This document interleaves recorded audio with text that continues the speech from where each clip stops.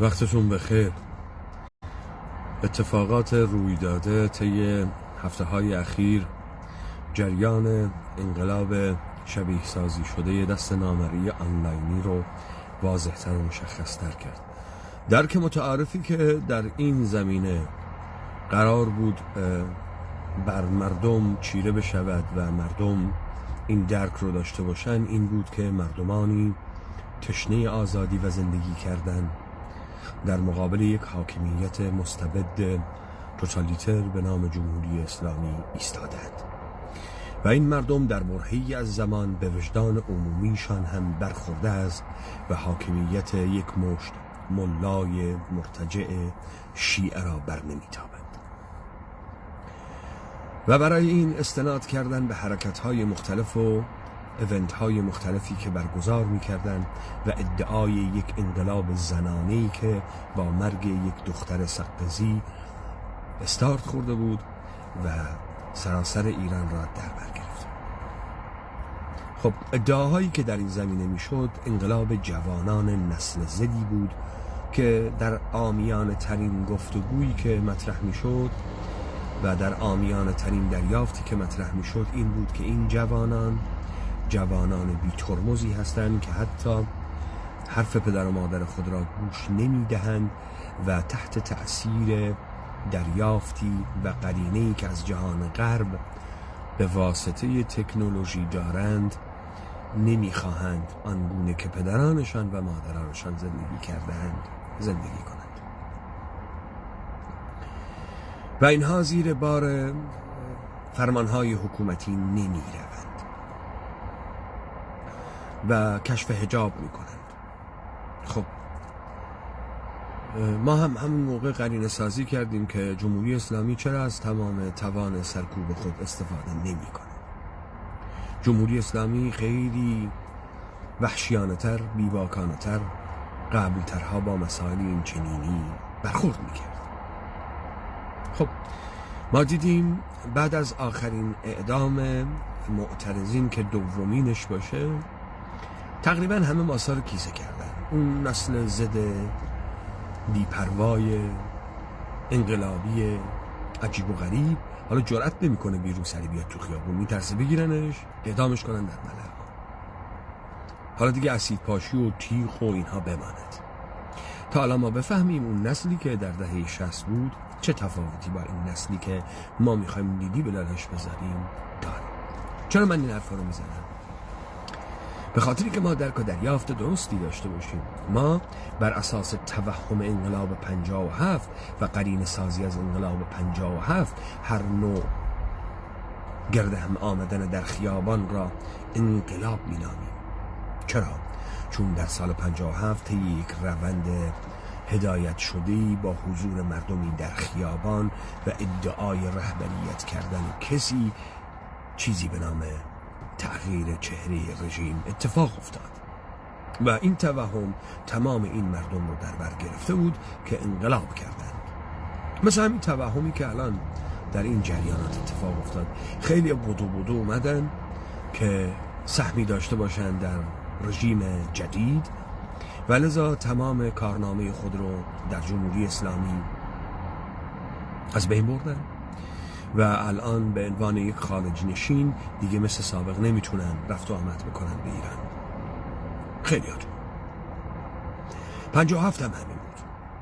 57 یک پارادایم شیفت بزرگ بود با تغییر چهره رژیم که خیلی از شماها هیچ نبودید، نه انقلابی بودید، نه افکار انقلابی داشتید، نه رهبریت انقلابی داشتید و جریان‌هایی هم که جریان‌های مسلح بودن به طور کل نابود شده بودن، در زندان بودن و این توان رو نداشتن. همونطوری که ما از آقای بجنوردی و مصاحبه‌ای که با حسین دهباشی داشت مثال آوردیم که ایشون میگه که طبق تحلیل‌های ما به انقلاب نمی‌رسیدیم. من وقتی با محمد منتظری صحبت کردم گفتم بایستی مسلح بشیم در مقابل ارتش، گفت که به پسا انقلاب فکر بکن، انقلاب اتفاق افتاد و من حیرت زده شدم. این توهم 57 که همه را در بر گرفته، چرا که تمام کسانی که در مسند حکومت هستند یا در مسند اپوزیسیون هستند هویت نداشته خود را از 57 کذایی میگیرند. اگر انکار بکنن که 57 انقلاب نبوده، اونها نه مبارز بودن، نه عدالت خواه بودن، نه مبارزه رو تجربه کردن، نه امروز به عنوان کسانی که اون دوران رو طی کردن سخنهاشون شنیده خواهد شد. به همین خاطر همه دست به دست هم دادن و همه با هم میگن که 57 انقلاب بود تحت رهبریت خمینی. خمینی یک رهبر کاریزماتیکی بود که توان بسیج عمومی مردم را در خیابان داشت. ما ثابت کردیم که خمینی رهبر کاریزماتیک نبود، کسی خمینی را نمی‌شناخت و خمینی از قدرتی که ندارد آگاه بود. به همین خاطر در اعلامی ها و بیاننامه هایی که میداد، در اعلام شورای انقلابی که کرد، از مسئله قانون استفاده میکرد و از غیر قانونی بودن حکومت شاه صحبت میکرد. و خمینی از اونجایی که این قدرت رو نداشت که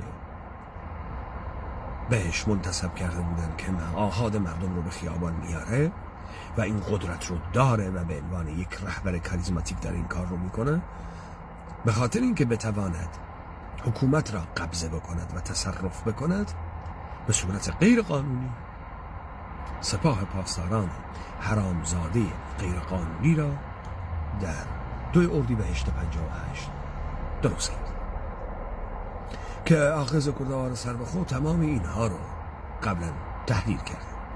دولت جمهوری اسلامی، دولت ایرانی، اولا یک دولت ناسیونالیستی نیست، برآمده از اراده هیچ مردمی در این سرزمین نیست. دوما 57 انقلاب نبوده است. سوما جمهوری اسلامی موجودیت قانونی ندارد، سپاه پاسداران موجودیت قانونی ندارد و مشروعیت انقلابی ندارد. حالا برای درک بیشتر این که این توهم انقلاب 57 کذایی رو از بین ببریم، حدود 10 سال پیش وایس آف آمریکا برنامه در مورد مسعود رجوی داشت. اونجا یک قطعه از سخنرانی‌های خمینی رو پخش میکنه. فراز یکی از سخنرانی‌های خمینی 26 مرداد 1358 خمینی تا تابستان 58 دوگانه مستکبر و مستضعف را نداره. بعد از 6 ماه از انقلاب، از پارادایم شیفت 57، خمینی دوگانه مستکبر و مستضعف را میسازد یا براش میسازد. این رهبر کاریزماتیک، این رهبر کاریزماتیک توده به حرکت داره، مثل انقلابی که الان دارید میکنید. بهش میگید انقلاب زنانه، انقلاب هموسکشوالیتی مهسا جان. این انقلابی که دارید الان میکنید، فکر میکنید دارید انقلاب میکنید، جیغ میکشیدید، حالا یکی تو جرأت نداره رو سریشو برداره. آره، آقای رفسنجانی سال 88 در نماز جمعه به عنوان نماز جمعه امام جمعه موقت تهران حرفایی زد که بعدن رفسنجانی رو برای همیشه از اقامه نماز جمعه منع کردن. اما کسی از خودش سوال نمیکنه دومین شخص جمهوری اسلامی نتوانست اون حرفا رو پشت تریبون بزنه. مولوی عبدالحمید شپیشو چطور میتونه بر علیه خامنه‌ای و جمهوری اسلامی و بر علیه حکومت عدل علی صحبت بکنه؟ جناب آقای خسروی، سرما خوردم، نمیتونم بیشتر از این و بلندتر از این صحبت کنم. خیلی عذر میخوام.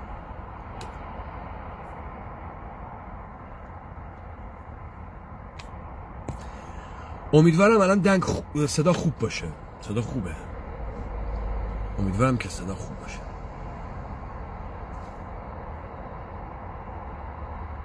بله، ظاهرا صدا خوب نیست. صدا خوبه. صدا خوبه. اوکی. عجب. بعد از این خمینی سخنرانی تندی علیه آزادی احزاب کرد که بی تردید فعالیت سازمان‌های بزرگی مثل سازمان مجاهدین به عنوان یکی از سازمان‌های اصلی منتقد حکومت رو در بر می‌گرفت. ما مردم انقلابی نبودیم. اگر ما انقلابی بودیم اجازه نمیدادیم اینها اظهار وجود کنند. تمام احزاب را ممنوع اعلام میکردیم. تام جبهه ها. حالا چرا خمینی 6 ماه بعدش انقلابی میخواد برخورد کنه؟ اول انقلاب نمیتونست انقلابی برخورد کنه. انقلاب یعنی چه؟ یعنی 22 بهمن 57 اعلام بی‌طرفی ارتش. چرا اون موقع نمیخواست بگه که من با هیچ حزبی همکاری نمی کنم، نمیام جبهه ملی و نهضت آزادی رو تبدیل بکنم به کار به دستان دولت موقت؟ چرا این کارو کرد؟ چرا دولت موقت رو آورد از نهضت آزادی و جبهه ملی انتخاب کرد؟ خب بخاطر اینکه خمینی قدرت نداشت، هیچ قدرتی نداشت. خمینی تازه بعد از مسلح کردن سپاه پاسداران پررو میشه، تازه پررو میشه، حرف گنده گنده میزنه. حرف گنده گندهش رو از پس اسلحه پاپتی به دستهای سپاه پاسدارانی که با بودجه عمومی و دزدی از بیت المال یک مجموعه فاسد رو بنیاد گذاشتن به نام سپاه پاسداران. پاپتی های جورآباد و زورآباد و حلبی آباد و نازی آباد و اینا، این پاپتی ها که بعدن امثالشون رو مثل سازگارا و مثل اکبر گنجی و مثل رحیم صفوی و مثل این پدر سوخته ها دیدید، مثل این سلامی و یه مشت بی پدر و مادر، یه مشت پاپتی بی همه چیز، اینا شدن بازو خمینی. خمینی پررو شد. حالا هم دوگانه مستکبر مستضعف داره. در چه زمانی؟ در زمانی که خلأ قدرت رو براش ایجاد کردن، نه او خلأ قدرت رو ساخته، نه او دستگاه سرکوب پهلوی رو از کار انداخته، تار و مار کرده، در هم کوبیده. دستگاه پهلوی صحیح و سالم فقط سر شده تا خمینی بیاد و بازوی نظامی برای تصرف قدرت بسازه. ممنوع اعلام می‌کردیم. یک حزب با اون حزب الله، حزب مستضعفین،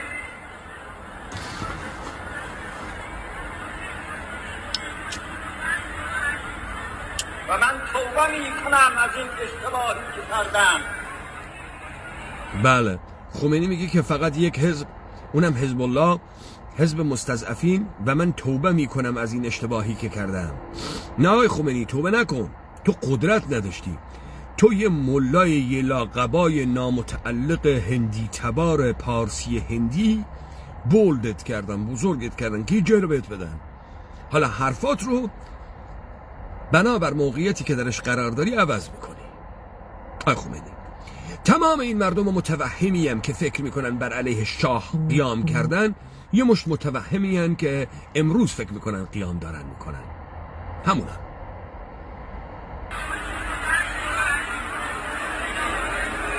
و من اعلام میکنم به این قشرهای فاسد در سرتاسر ایران و اگر سر جای خودشون ننشینن، ما به طور انقلابی با اونها عمل میکنیم.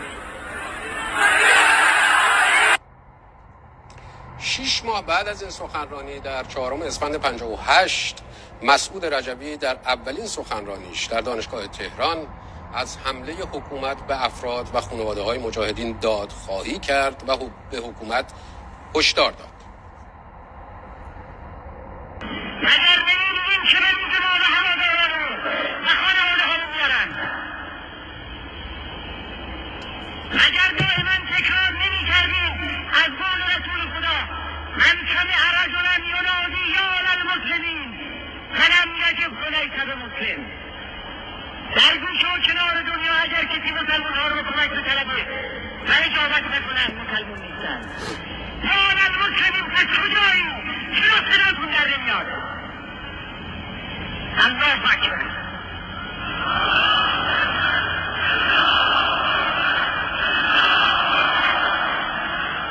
اگر نمی‌بینیم که چطور طرفداران ما رو تر می‌برند در نظام جمهوری اسلامی، پس چرا سکوت پیشه کردیم؟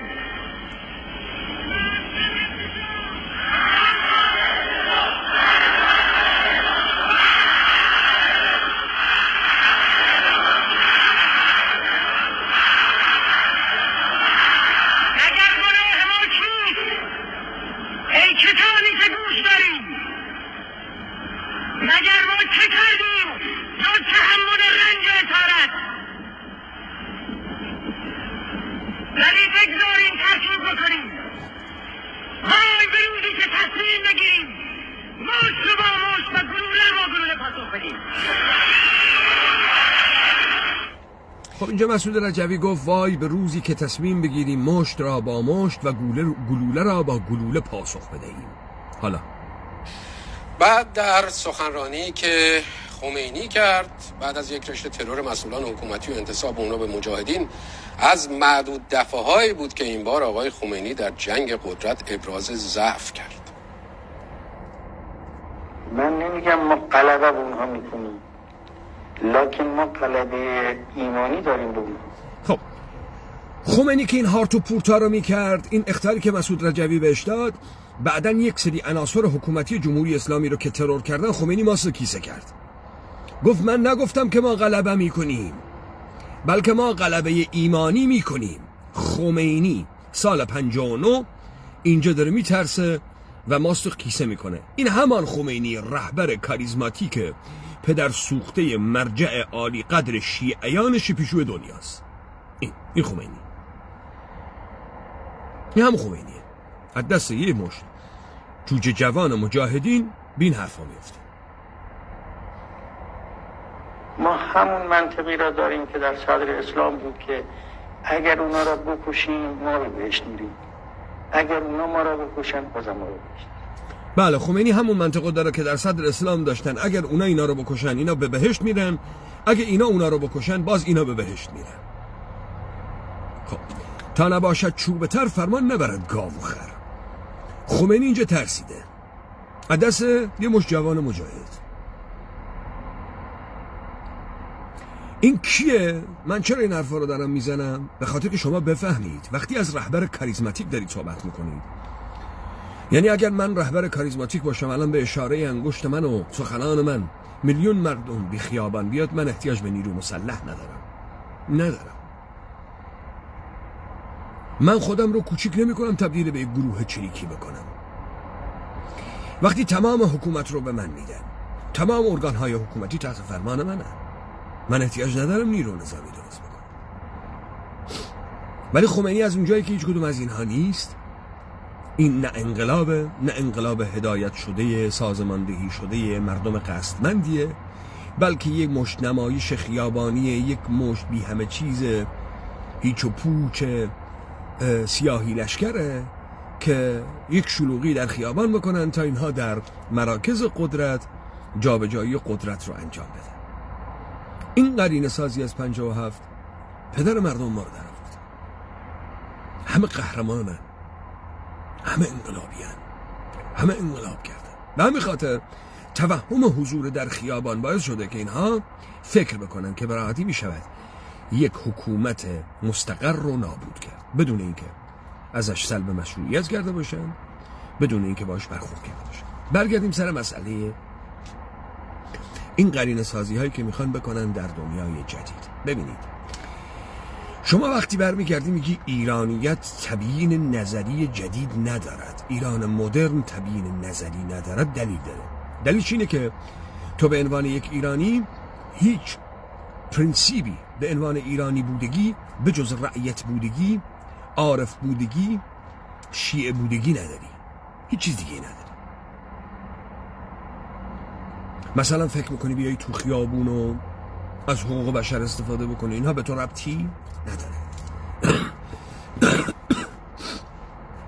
مثلا فکر بکنی که فلان اتفاق میفته، امروز کسی رو در ملأ عام اعدام کردن، به وجدان عمومی مردم ایران برمیخوره، اشتباه داری میکنی. این مردم همون هایی هستن که در کهریزک جمهوری اسلامی به مرداشون هم تجاوز کرد، هیچی نگفتن. اینجاست که شما سوال میکنی سر جریان مهسا چه شد که شماها انقلابی از آب در آمدید، اگر حاکمیت خودش این شلوغ بازی ها رو براتون درست نکرد. شما هیچ پرینسیپی ندارید، بر اساس چه شما بهتون برمیخوره. ببینید بذارید مثال بزنم از این حرفی که دارم میزنم. شما وقتی در مورد ایالات متحده آمریکا حرف میزنید، در مورد مرگ جورج فلوید صحبت میکنید در میناسوتا که پلیس به صورت غیرقانونی و فشار بیش از حد او رو تحت بازداشت که قرار میده میکشه. بعد شما شاهد حضور مردمانی در آمریکا هستید در خیابان که حتی اعلام میکنن ما پلیس دیگه نمیخوایم. اونا بر اساس چه این کارو میکنن؟ بر اساس کانستیتوشن، بر اساس متن انقلاب اعلامی استقلال آمریکا. آمریکایی چه پرنسیپ هایی داره؟ باید چه چیزهایی را حفظ بکنه؟ شما وقتی سوگند میخورید به حفظ چه سوگند میخورید؟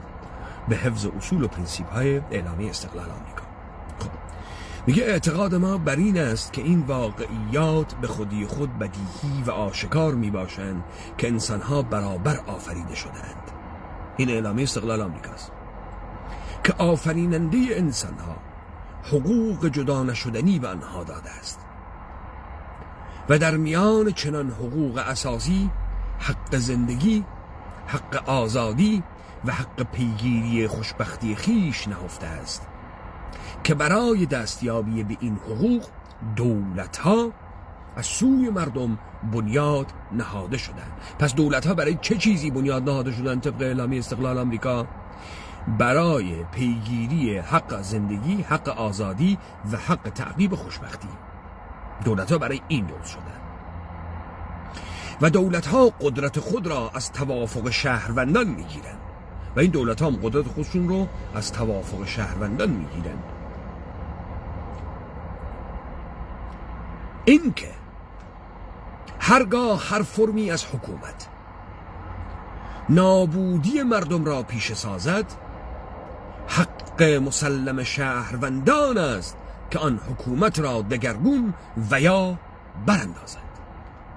اگر حاکمیتی نابودی مردم را پیشه کرد، حق زندگی، حق آزادی، حق تعقیب خوشبختی را از مردمی گرفت، باید این حکومت رو نابود کرد. این جزء پرنسیپ های آمریکایی بودن. جزء پرنسیپ های ایرانی بودن چیست؟ رعایای شاه گردنکش ایرانی، بی اختیاران، بی همه چیز، بی مالکیت، که اگر نفس میکشن بر اساس کرامت و رحمت و بزرگی پادشاه یا رهبر. خب شما بگو تو این جامعه به کی برمیخورن؟ الان به کجاتون برخورده؟ دیدید دروغ همش. دیدید شما نه وجدان عمومی دارید، نه پرنسیپ و اصول دارید. پرنسیپ های شما شیعه گریه، رعیت بودگیه. رعیت مرچی بیشتر تو سرش بزنی بیشتر بهش خوش میگذره، بیشتر احساس میکنه که ارباب داره. پس این نمایش های خیابانی و کودک کش و جنایتکار و زن کش و اینا چه ربطی به تو داره؟ ببینید، اگه شما فکر میکنید فساد عمیق اجتماعی، سیاسی و اقتصادی مردمان سرزمین ما رو با اخلاق کانتی نتیجه گرایی میتونید حل بکنید، اشتباه کردید. کانتی که پاش رو تو آلمان زمین گذاشته، برای آلمان داره صحبت میکنه و فرهنگ پروتستانی مسیحی آلمانی نسخه اخلاقی رو برای اون مردمان داره میپیچه. برای مردمان هزار چهره ناجامعه، بی همه چیز شده، هیچ و پوچ شده، بی اصول و بنیاد، انقطاع کرده از هویت تاریخی خود، با ترکیب جمعیتی دولتیان و گرجی ها و ارامنه و ترکان و هندی های پارسی و یهودیان نامتعلق یه هیولا ساخته که داریم میبینید. حالا این انقلاب زنانه شبیه سازی شدتان چه شد؟ ترسیدید از مهاباد و از جوانرود؟ حالا ماست رو کیسه کردید رفتید عقب، دوباره تظاهرات سکوت از اول. تا چه اتفاقی بیفته؟ تا شما بتوانید تغییر چهره حاکمیت دولت ایرانی را به صورت 100% موفقی که مناسبات اجتماعی، سیاسی و اقتصادی رو برهم نزنه انجام بدید و اما یک سری مسائل رو عوض بکنید. حالا تمام ایادی جمهوری اسلامی دولت یهود ایرانی به نام اپوزیسیون، از پدرسوخته های منتسب به کرد، از پکاکای سپاه قدسی تا کمول و دموکرات مرکز همکاری، همگی در این کاسه بودن. سهمی، دستوری رو اجرا می‌کردن تا حقوقی رو که می‌گیرن حلال کنن. و ما بقیه پدر سوخته هایی که در این فضا و در این فضای سایبری نمایش انقلابی میداد. ما خشونت نکردیم. متی که در اعلامیه استقلال آمریکا میگه که حاکمیتی که حق آزادی، حق زندگی و حق تعقیب و خوشبختی رو از مردم بگیره و در راستای نابودیش باشه، باید نابودش کرد. نمیگه خشونت مشروع یا غیر مشروع، نمیگه، اونا جزء اصول و پرنسیبشونه. به همین خاطر شما دیدید کنگرس آمریکا رو گرفتن، به همین خاطر دیدید خرید و فروش اسلحه در آمریکا آزاده، به طرف میتونه اسلحه حمل کنه. تو اصول و پرنسیبات چیه؟ شما یه مشت مردم کتک خورده درست کردی، یک مشت مردم فرمان برداری که قرار نیست از دایره فرمان برداری شما خارج بشه، طرف و نابود کردی، بی همه چیز کردی، از زندگی انداختی، هیچ و پوچ کردی. طرف جرئت نمیکنه بیا با تو طرف بشه. حالا خیلی اتفاق بزرگی افتاده، جمهوری اسلامی یه آدم عادی رو گرفته با طناف خفه کرده. جمهوری اسلامی نمیتونه یه فرد مسلح رو بگیره با طناف خفه بکنه، چون اوره تریاکی های مأمور دولت ایرانی تمام اهل و طلپاشون بابت اسلحه‌ای که دستشونه و قصدی که دارن و نمیترسن از بکارگیری اسلحه. کسی که همون اسلحه رو حمل کنه و همون قصد رو داشته باشه، شما رو آچمز کرده، شما رو خلأ کرده. اینه که تو خیابون یه عده آدم رو با تفنگ ساچمه‌ای بزنی، 10 نفر رو بکشی، اوه جنایات جمهوری اسلامی. اون مردمی که میاد تو خیابون نمیدونه برای چی اومده تو خیابون، نمیدونه با تو رو نابود کنه، تکه تکه کنه. مردم سهله، شما یه گوله ساچمه‌ای رو در یک گله گنجشک رها کن، 100 تا 200 تا گنجشک میکشی. یه تجمع 400-500 نفری با یه اسلحه کلاشینکوف با خالی کردن یک خشاب فشنگ 50-60 تا کشته میگیره. هنری نداره. شما اوج قدرت حاکمیت رو زمانی بایستی میدیدی که مردمانی مسلح شدن و قصد کردن که تمام دم و دستگاه این حاکمیت رو از بین ببرن و نابود بکنن، تا ببینیم چه چنگ و دندون نشون میده دولت ایرانی، تا ببینیم چه غلطی میکنه. خب کسی که در این فضا رو حفظ میکنه کیه؟ خود حاکمیته. این خود حاکمیته. یه مردمی رو آورده، برده این مردم رو کتک خوردن، یه ذهنیت کتک خوردگی عقده‌ای براش ساخته. حالا شروع میکنه در این فضای شکست خوردگی معاملات مختلف کردنی، اندک چیزهایی رو بهش میده تا آرومش بکنه. این سیر یک موجود شکست خورده، یک کتک خورده ناامید افسرده رو درست میکنه که شما مشاهده میکنید تا حالا با یک مشت اعتماد به نفسهای کاذب دروغگویانه.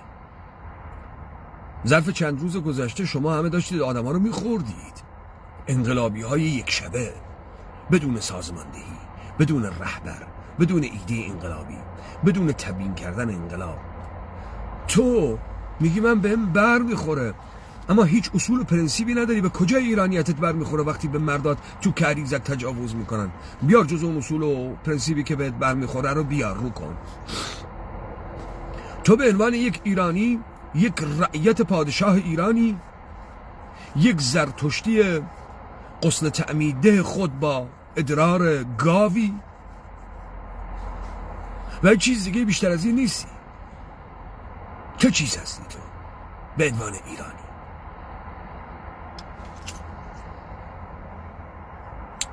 تمام ایرانیتتم، وحدت ایرانیتتم در ساختار دولتی تعریف شده، یعنی همین جمهوری اسلامی. فکر میکنی این از بین بره، توی یه لاقبای بی همه چیز هیچ کسی رو نداری که باش هیچ بستگی داشته باشی، چون تو ناجامعه هستی. پس ما داریم میبینیم فازهای مختلف انقلاب شبیه سازی شده داره جریانات مختلف رو تعقیب میکنه. اتفاقی افتاد در منطقه قوم اتنیکی کرد، از حاکمیت عبور شد، از نهادهای حاکمیتی عبور کردن و حاکمیت ترسید و لذا داستان رو دوباره به عقب برگردون. هر چقدر بیشتر کشش بدی، مردم رو بیشتر متعین میکنی بیشتر واقعی میکنیم و این توهماتی رو که شما تو ذهن مردم کردید از بین میبریم. ما دیدیم خمینی رهبر کاریزماتیکت وقتی دید در مقابل زور ایستاده ماسه کیسه کرد. همون خمینی که جیغ میزد که ما انقلابی نبودیم توبه میکنم، اومد گفت که ما نگفتیم غلبه میکنیم. 4 تا از این پفیوزات رو کشتن. قصد در مردم ایجاد شد که تو رو با قنشکن، با انبردستی، با سم تو غذا، با تف کردن تو خیابان، با انداختن جسم سنگین از پشت بام بکشه. عناصر پفیوز دولت تو جرأت نمیکنه تو جامعه‌ای که بر علیهش داره دشمنی میکنه زندگی بکنه، مگر برید تو گتوهاتون دیوار کشی بکنید مثل این پولدارهایی که الان در مناطق شمال تهران دیوار کشی در دیوار کشی کردن خودشون رو حفظ کنن. اینجاست که من وقتی بهتون گفتم دارید از احرام مردم استفاده میکنید، دورانی را دارید تکرار میکنید، این شما رو نابود میکنه، چون ما سعی میکنیم مردم رو متعین تر بکنیم. من خیلی عذر میخوام این دیبیت کوتاه رو داشتیم تا در کلاب هاوس به صورت مبسوط در این مورد صحبت بکنیم.